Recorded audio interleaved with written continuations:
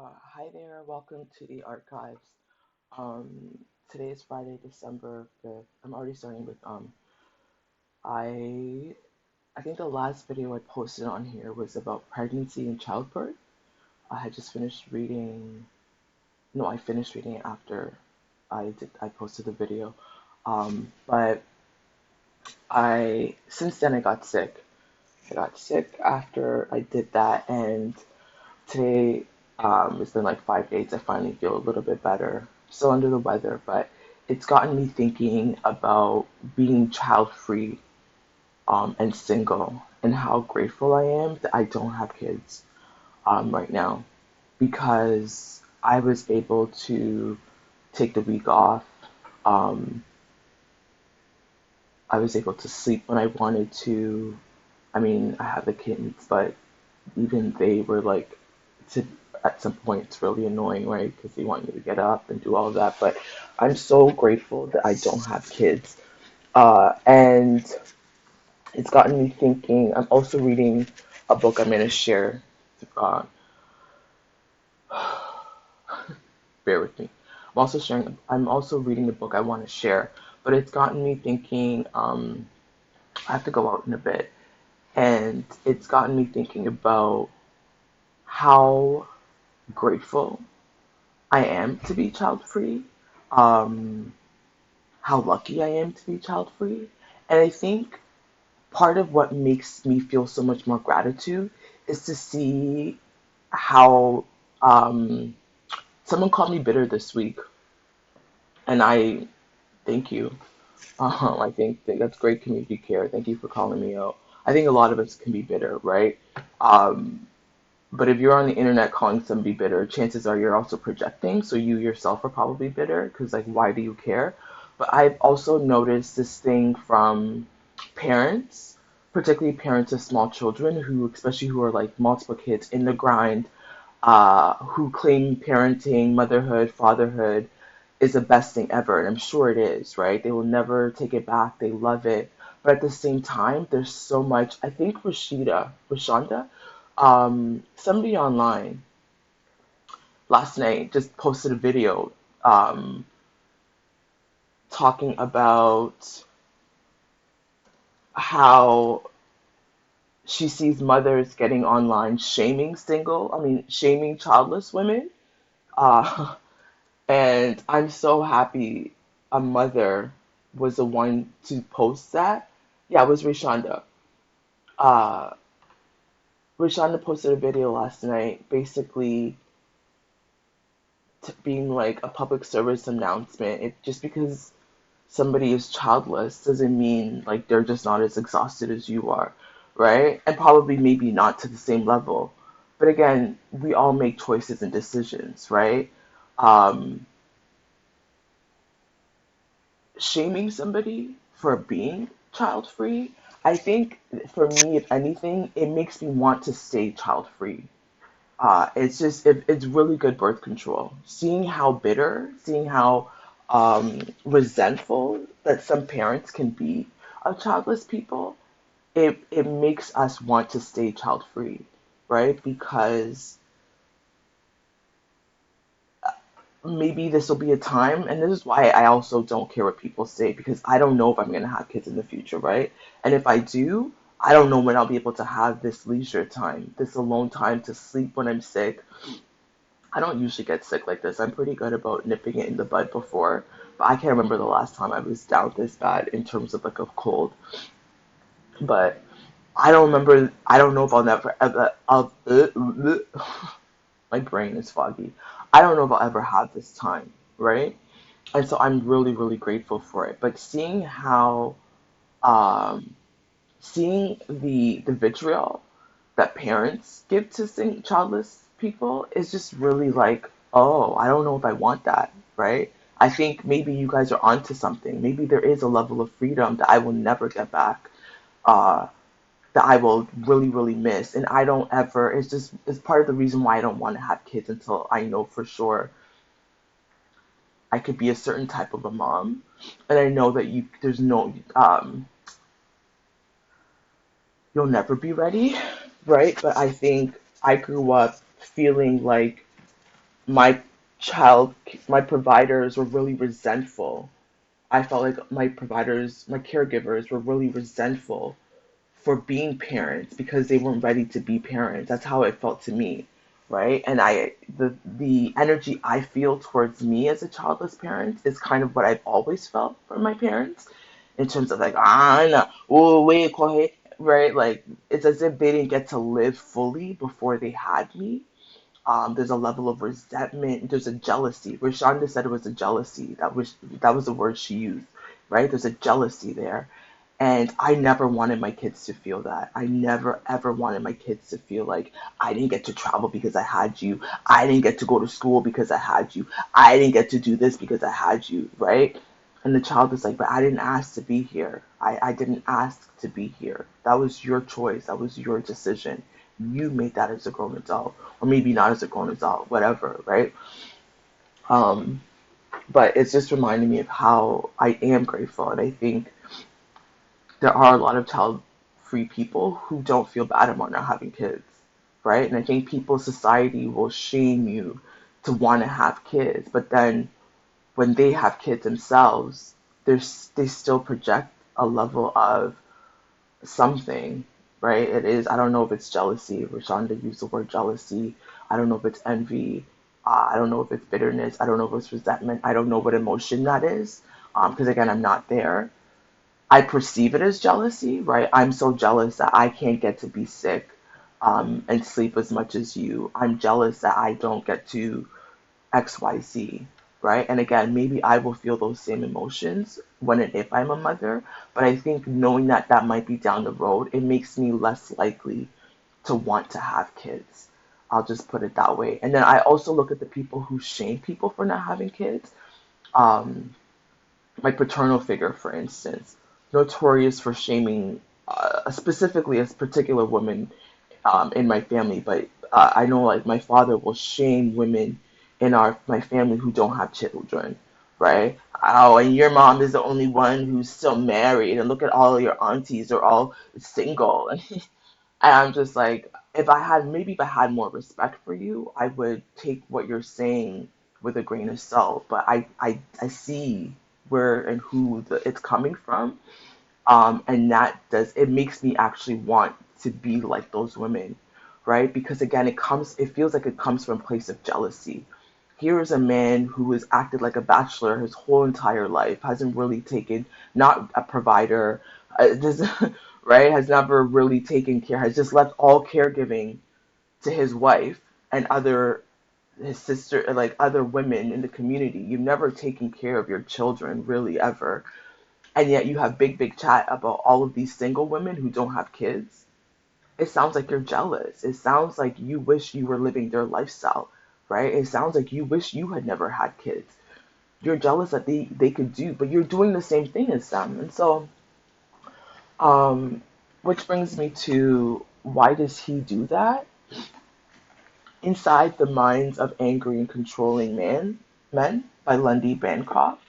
So, somebody who was online and has been through an emotional abuse, abusively, honestly, I can't talk,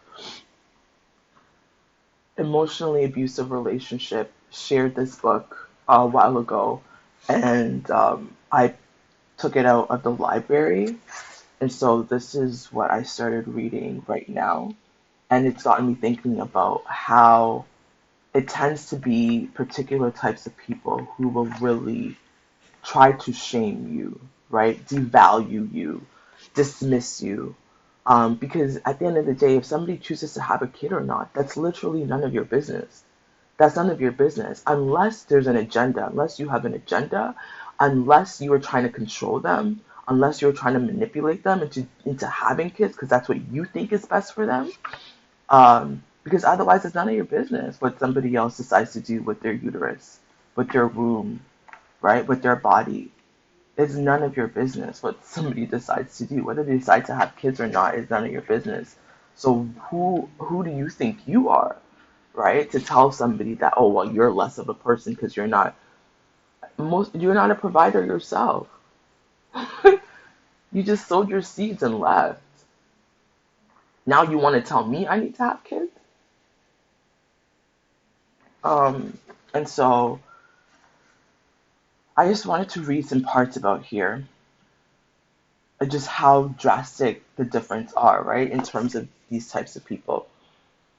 So the women's account also have taught us that abusive men present their own stories with tremendous denial, minimization, and distortion of the history of their behaviors, and that it is therefore otherwise impossible for us to get an accurate picture of what is going on in an abusive relationship without listening carefully to the abused woman. Counseling abusive men is difficult work. They are usually very reluctant to face up to the damage that they have been causing women, and often children as well, and hold on tightly to their excuses and victim blaming. And again, we all victim blame, right? I definitely am a notorious victim blaming, but I tend to be able to catch, oh wow, you're getting into, you're still over this, you're not over this, right? Last night I wrote a list of things I want to let go and I burned it. Not these are part of the things I want to let go. But often these types of people don't recognize that they're victim blaming.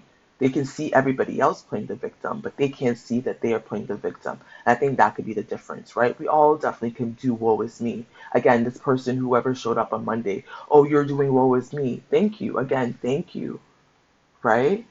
Thank you so much for calling me out that I could do woe is me, but I can call that out in myself. But if that person who is claiming that you do woe is me, they tend to not be able to see that they themselves are doing woe is me, right? It becomes everything that they refuse to see in themselves, they can see in somebody else. Um, As you will see in the pages ahead, they become attached to the various privileges they earn through mistreating their partners, and they have habits of mind that make it difficult for them to imagine being in a respectful and equal relationship with women. Again, this is what I'm saying, right? I am above you, you are beneath me. All you are good for as a woman is your womb, is to have babies, right? Um, Again, maybe I'm reaching. I can be open to that, right? Let me know. One of the prevalent features of life with an angry or controlling partner is that he frequently tells you what you should think and tries to get you to doubt or devalue your own perceptions and beliefs, right? Again, I might not want to have kids. Well, why don't you want to have kids? That's just what women do. This is how it always has been, right? It goes back to this is how it's always been. This is just a tradition. This is just the culture. Western feminism has corrupted you, and you're like, again, you're a deadbeat. I don't want to hear what you have. I don't care what you have to say. You're a deadbeat. Um,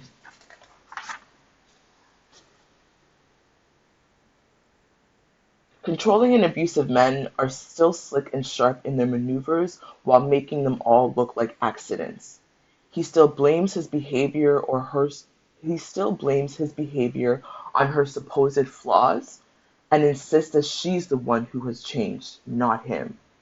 He still creates a context in which she gets more and more isolated from other people and feels like it's her fault.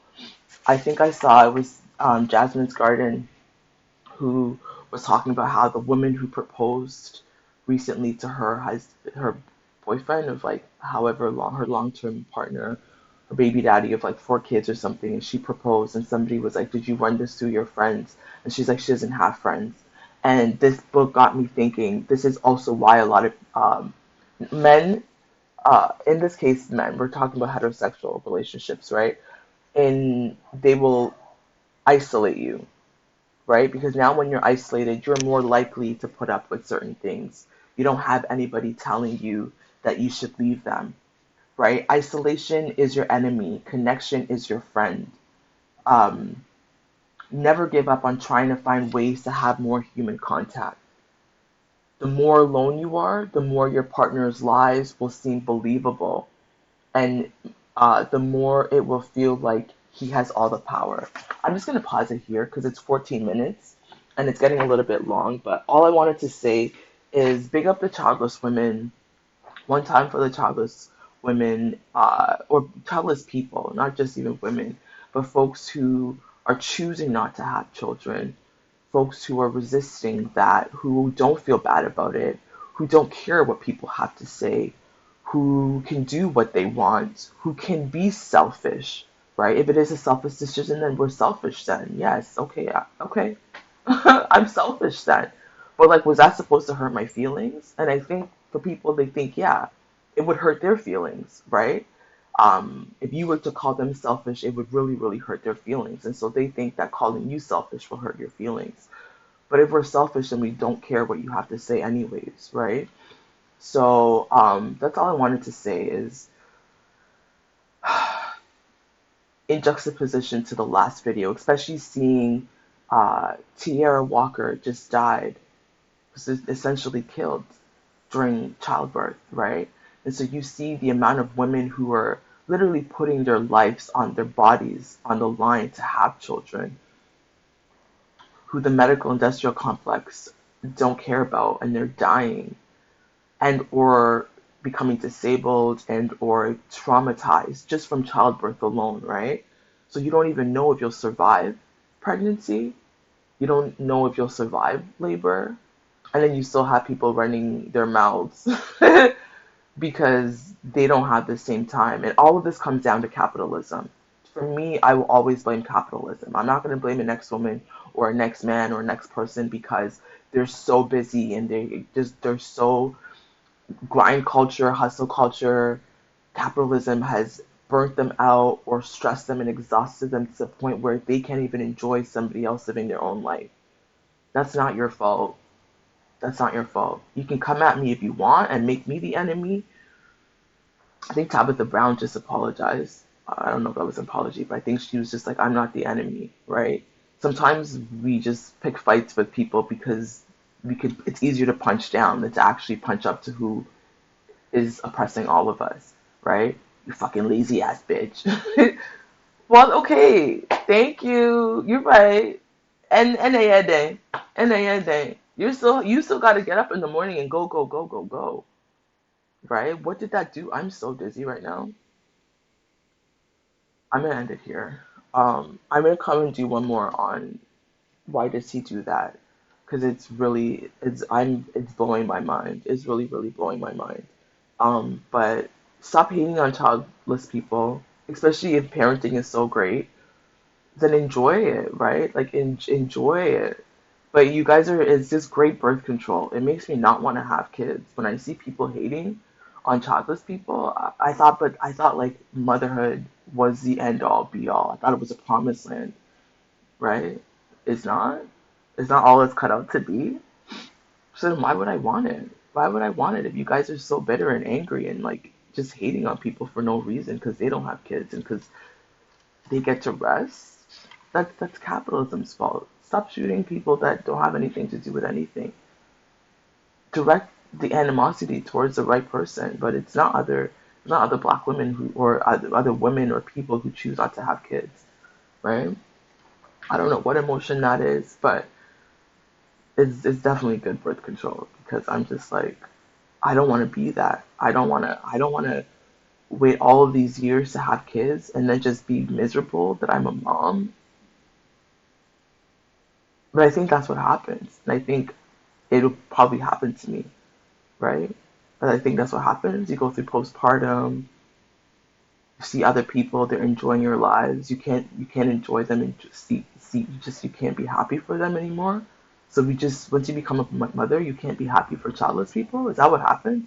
Again, I don't know, but it's not a good look. It's not a good look. Stop hating on people. Have a good weekend.